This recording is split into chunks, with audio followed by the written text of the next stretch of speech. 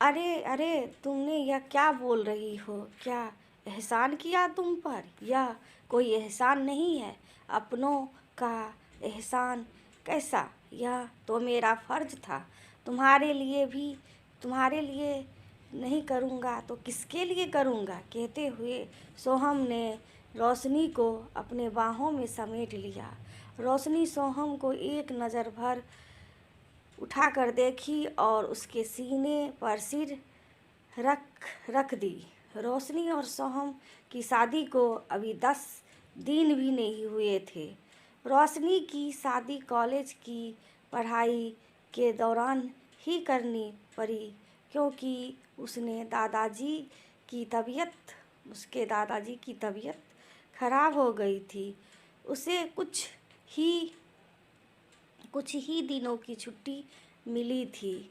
फिर 10 दिन बाद उसकी परीक्षा होने वाली और रोशनी हॉस्टल में रहकर पढ़ाई कर रही थी। शादी के बाद सोहम उसे उसके हॉस्टल छोड़ने कार से जा रहा था। रास्ते में अचानक रोशनी को बुखार आ गया। बुखार की वजह से कार में रोशनी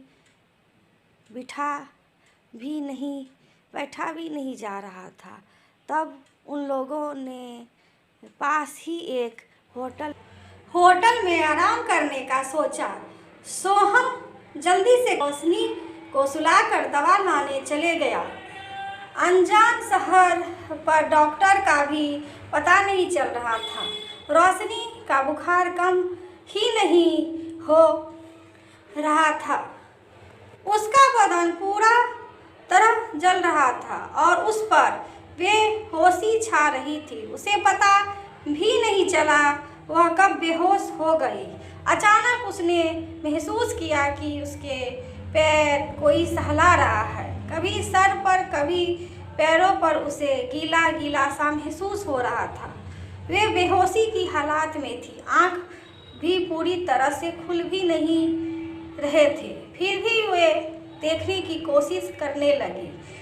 वे किसी तरह से पूरी हिम्मत लगा कर उठने लगी। तभी मजबूत बाहों ने उसे सहारा देकर फिर से लेटा दिया। अरे अरे, क्या हुआ? तुम लेटी रहो, पहले ये बिस्कुट खा लो और दवा खा लो। मैं पता करके आया हूँ। अगर इस दवा से बुखार नहीं उतरा तो पास में ही एक डॉक्टर है, उसको दिखा सकते हैं, सोहन ने कहा। दवा खिलाकर रोशनी को लिटा दिया और सिर पर पट्टी रखने लगा। कभी उसके पैरों में गीले कपड़े से रगड़ता। आप प्लीज़ ये मत कीजिए, मुझे अच्छा नहीं लग रहा है। आप मेरे पति हैं और मेरे पैर क्यों छू रहे हैं? कहकर रोशनी अपने पैरों को खींचकर चादर से छुपाने लगी। तुम चुपचाप लेटी रहो, बोलने की भी ताकत नहीं है। ठीक होना है ना, तो मुझे करने दो जो मैं कर रहा हूँ। कहते हुए सोहम उसके सिर पर पट्टी रखने लगा। रोशनी की आंखों में आंसू आने लगे। अरे क्या हुआ रोशनी? रोने क्यों लगी? क्या तुम्हें अच्छा नहीं लग रहा है? कहकर सोहम ने रोशनी के आंसू पोंछते हुए सिर पर किस कर दिया।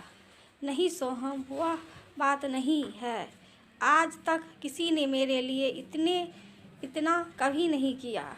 बस एक दवा देकर काम खत्म। आप मेरे लिए जो कर रहे हैं वह एहसान कैसे उतारूंगी? बहुत किया मैंने मेरे लिए, थैंक यू। कहकर रोशनी दूसरी तरफ चेहरा घुमाकर आंसू छिपाने की कोशिश करने लगी।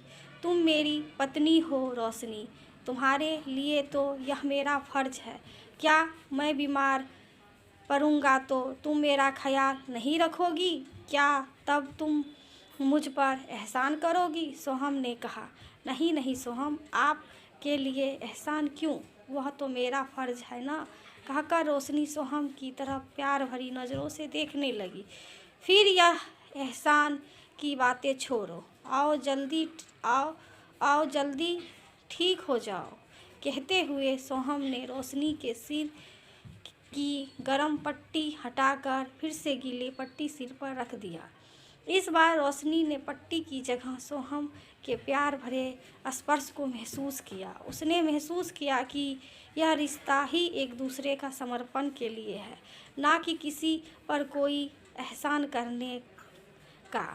सच ही तो है, पति पत्नी एक दूसरे के लिए जो कुछ भी करेंगे वे तो फर्ज ही है, एहसान नहीं। दोस्तों, ये कहानी आप सभी को कैसे लगी? यदि अच्छी लगी हो तो लाइक करिएगा, सब्सक्राइब करिएगा, शेयर करिएगा। वीडियो देखने के लिए आप सभी दोस्तों का धन्यवाद। Thank you.